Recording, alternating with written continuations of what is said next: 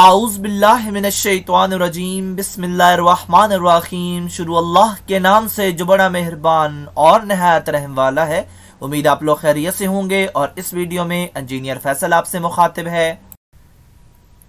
आप देख रहे हैं पाकिस्तान का सबसे बड़ा channel chemical engineering as tech, जो कि केमिकल इंजीनियर्स और डीए केमिकल के स्टूडेंट्स के लिए तैयार किया गया है।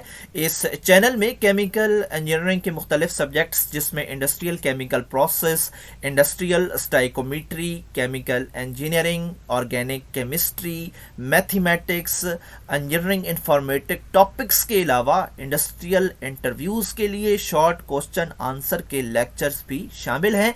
आप मेरे चैनल को सब्सक्राइब करेंगे तो मेरी हर लेटेस्ट वीडियो आपको मिलती रहेगी।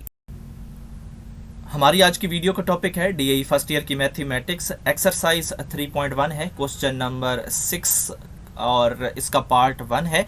और यहाँ पे आप देख सकते हैं 2015 और 18 में ये सवाल आ भी चुका है। तो इस की जो स्टेटमेंट है सवाल की, उसमें आप देखें फाइंड द मिडल टर्म या terms of the following expansion. तो इसको आपने एक्सपेंड करना है और बताना है कि इसकी मिडल टर्म क्या होगी। तो यहाँ पे जो ये एक्सप्रेशन है उसमें जो डाटा अवेलेबल है पहले हम उसको एक्सट्रैक्ट कर लेते हैं। तो n उसकी पावर है 10 आ गया। इसी तरह फर्स्ट पार्ट इस एक्सप्रेशन का 3x स्क्वायर वो हमारा a है और सेकंड b है।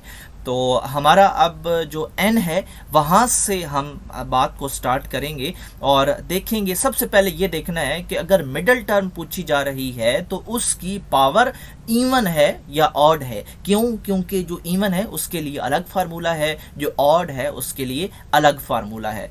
तो यहाँ पे मिडल टर्म का फार्मूला लिख दिया गया है n/2 + 1 और जो n है उसकी जगह पे हमने इसी पावर को डालना है, यानी 10 को यहाँ पे हम डालेंगे तो ऑफ कोर्स हमें 6th टर्म मिलेगी। तो यहाँ पे फिर हम इसको मज़ीद प्रोसेस करेंगे। 6th टर्म हमसे अब जो है उसकी हमने कैलकुलेशन करनी है। पहले जो सवाल थे उसमें कोई टर्म बता दी जाती थी कि 7th टर्म मालूम करें या 6th मालूम करें या 5th मालूम करें। तो उसके लिए हम जो प्रोसेस करते थे अब हम वो प्रोसेस यहाँ पे आगे मज़ीद करेंगे। और यहाँ पे और उन सवालों में फ़र्क ये है कि यहाँ पे हमें टर्म खुद मालूम करनी है और फिर उसको प्रोसेस करना है, जबकि पिछले सवालों में टर्म बता दी जाती थी और हम डायरेक्ट उसका सलूशन स्टार्ट कर देते थे। तो यहाँ पे टर्म फाइंड करने के लिए भी इवन और ऑड का फार्मूला इस्तेमाल होगा। तो ये एक एक्स्ट्रा स्टेप है, तो आपने इसको भी सॉल्व करना है पहले और फिर हम आगे मजीद प्रोसेस करेंगे। अब हमें टर्म पता लग गई है, 6th टर्म है, तो उसके लिए हम फार्मूला यूज़ करेंगे और फार्मूला यहाँ पे लिख दिया गया है t, उसकी बेस में r+1 nr और a की पावर और b की पावर। तो यहाँ पे हम r की वैल्यू क्या फिट करेंगे वो ये है कि एक तो हमें यहाँ पे फार्मूले में आप देख सकते हैं कि एक तो हमें बोनस में मिल रहा है।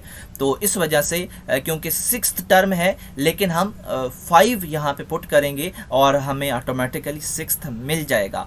तो जब भी आपको टर्म दी गई हो तो आपने फार्मूले में हमेशा उससे एक दर्जा कम वैल्यू पुट करनी है और ये बात जहन में रखनी है कि एक हमें ऑलरेडी अवेलेबल है।